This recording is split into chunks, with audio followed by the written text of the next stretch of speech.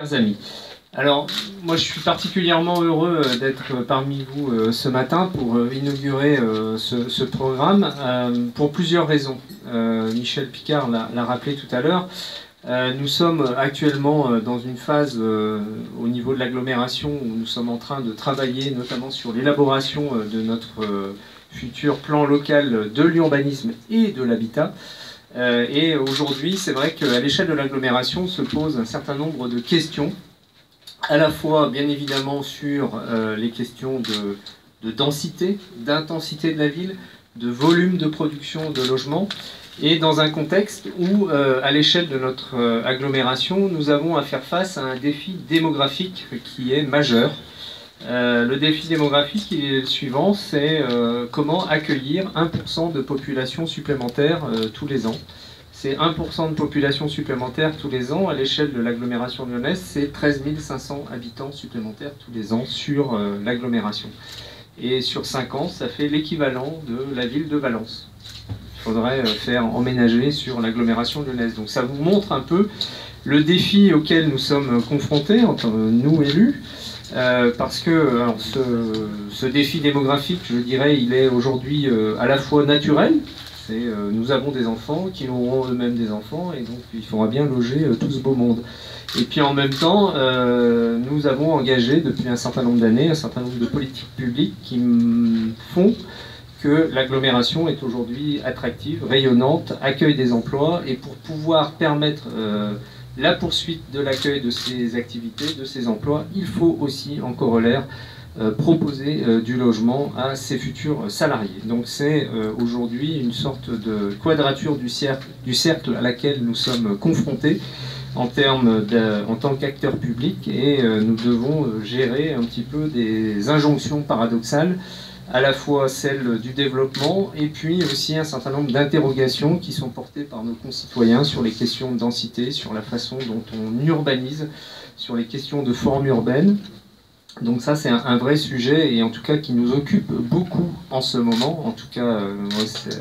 ça m'occupe énormément, avec un certain nombre de réunions publiques à l'échelle des 59 communes de l'agglomération. Michel citait tout à l'heure les réunions sur le PLUH. Nous avons eu aussi une réunion importante, même plusieurs réunions importantes sur le projet du Puiseau qui est juste à côté, et qui va aussi un petit peu révolutionner, je dirais, Vénissieux, mais dans le bon sens du terme, et notamment en recréant ou en créant une entrée de ville le long du boulevard périphérique et de l'entrée sur Vénissieux, et qui permettra de créer un programme d'activité mixte à la fois du commerce et l'arrivée aussi d'un certain nombre de logements qui viendront compléter ce programme. Donc ce qui montre en tout cas la dynamique qui existe aujourd'hui sur ce territoire de Vénissieux. Et Michel faisait référence aussi tout à l'heure aux questions de renouvellement urbain, de rénovation urbaine, de politique de la ville. Et nous avons ensemble soutenu un certain nombre de projets, dont celui de la commune de Vénissieux, lorsque nous sommes passés devant le comité d'engagement de l'ANRU, avec donc des opérations de démolition de logements sociaux qui interviendront sur la commune de Vénissieux dans les années qui viennent. Et donc c'est aussi pour faire le lien avec l'activité d'Alila, donc c'est aussi pour montrer que aujourd'hui, à l'échelle d'une ville comme celle de Vénissieux, où nous avons un taux de logement conventionné qui est bien au-delà de ce que l'on peut compter sur un certain nombre d'autres communes, il y a aussi une logique que nous mettons en œuvre à l'échelle de l'agglomération, de rééquilibrage et de solidarité et de cohérence à l'échelle de ce territoire. C'est vrai que lorsqu'on regarde une carte aujourd'hui, notamment de la localisation des logements sociaux, vous avez 6 communes sur l'agglomération qui concentrent 70% de l'offre.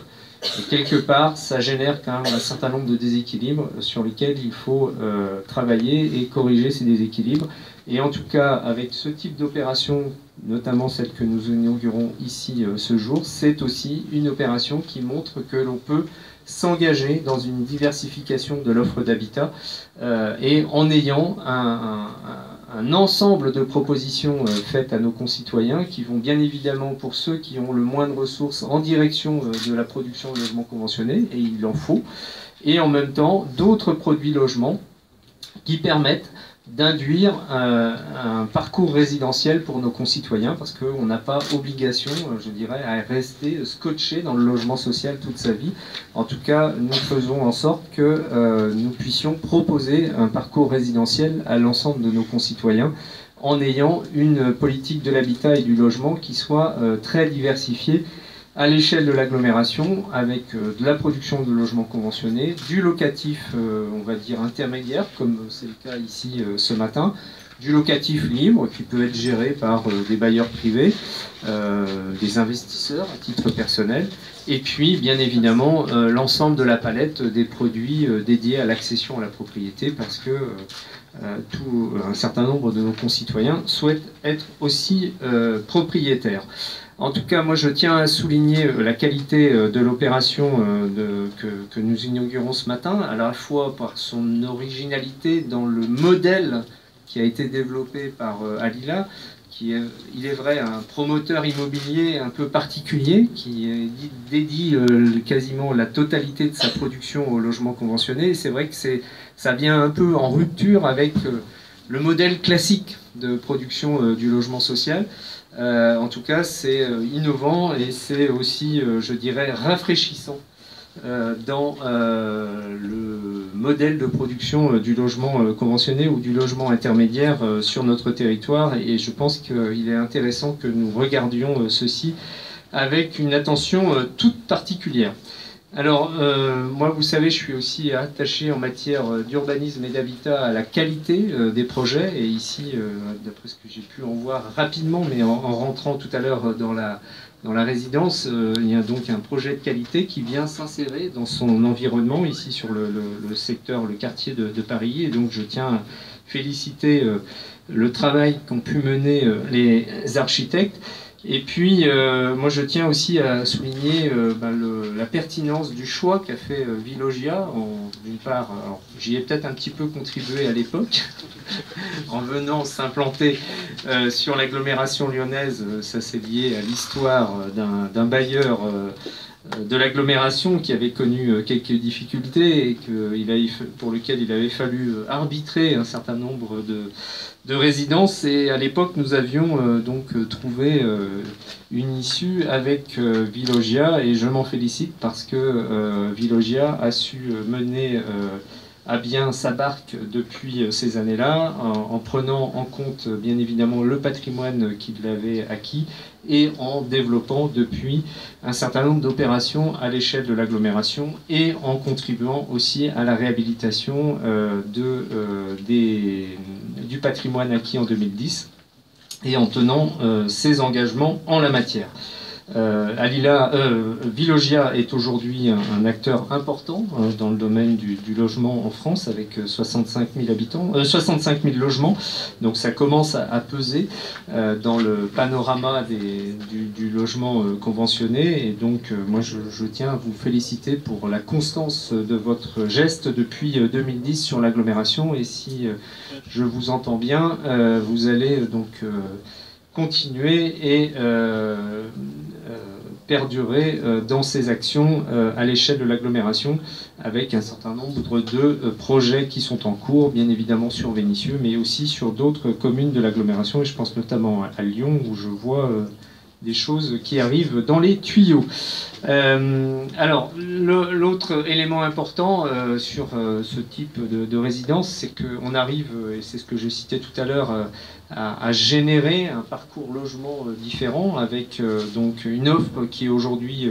au travers de cette résidence plus destinée aux ménages intermédiaires, avec des revenus intermédiaires, et qui répond aussi à une attente de nos concitoyens, parce que tout le monde, d'une part, n'est pas tout le temps éligible au logement social, et puis dans un parcours de vie, par moment, on a aussi besoin d'être locataire, parce qu'on est soit en situation de mutation professionnelle, soit d'évolution familiale, et ça nous permet, au travers de ce projet, et notamment d'une offre en locative intermédiaire, de fournir à nos concitoyens un parcours fluide en matière de logement.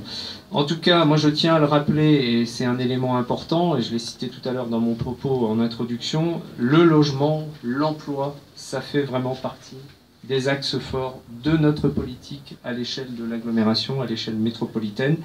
Et ce sont ces deux sujets, ces deux thématiques sont à mes yeux les meilleures armes pour la lutte contre la pauvreté, contre l'exclusion. C'est en étant en capacité de mettre en œuvre une politique qui participe au développement économique et une politique qui participe au développement urbain,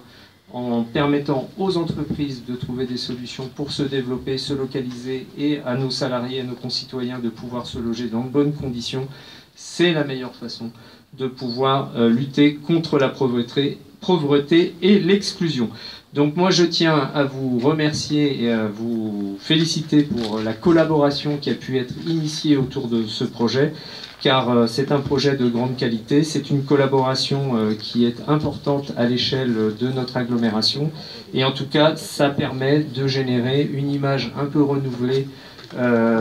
fortement même renouvelée, de ce type de produit, et ça permet aussi d'avoir une approche différente sur toutes ces questions. Et donc je tiens à souhaiter la bienvenue à tous les habitants de cette résidence, et je souhaite aussi à tous les partenaires présents une poursuite heureuse de leur mission au profit de la production de logements sur notre agglomération. Et donc merci à tous pour votre implication.